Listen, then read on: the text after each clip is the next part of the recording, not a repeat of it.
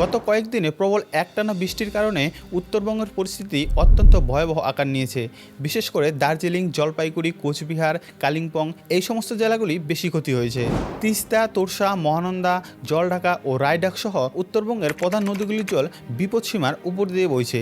নদীর বাঁধ ভেঙেছে এবং অনেক গ্রাম জলের তলায় তলিয়ে রয়েছে। পাহাড়ি অঞ্চল যেমন দার্জিলিং, মিরিক এই সমস্ত এলাকাগুলিতে ভূমিধস নেমেছে, যার ফলে বাড়ি, ঘর, রাস্তাঘাট এমনকি অনেক সেতুও ভেঙে পড়েছে। এখনও পর্যন্ত প্রায় 28 জনের মৃত্যুর খবর এসেছে। এছাড়া বন্যায় শুধু মানুষ নয়, বন্যপ্রাণীরাও মারাত্মকভাবে ক্ষতিগ্রস্ত হয়েছে।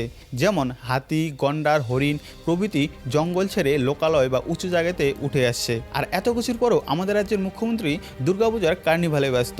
উত্তরবঙ্গে তার প্রায়োরিটি অনেকটাই কম, আর সেটা বোঝা যায় দক্ষিণবঙ্গের সঙ্গে তুলনা করলে। যেখানে তিনি মাদ্রাসার উন্নয়নের জন্য 5,600 কোটি টাকা বরাদ্দ করেছেন, সেখানে উত্তরবঙ্গের উন্নয়নের জন্য মাত্র 866 কোটি টাকা। এই প্রাকৃতিক দুর্যোগের ফলে উত্তরবঙ্গের জনজীবন, পরিবেশ এমনকি অর্থনীতিতে বিশাল ধাক্কা লেগে যাবে। তাই মাননীয় মুখ্যমন্ত্রীর উচিত আগের থেকে একটু বেশি প্রায়োরিটি দিয়ে উত্তরবঙ্গকে আগের অবস্থায় ফিরিয়ে আনতে সাহায্য করা।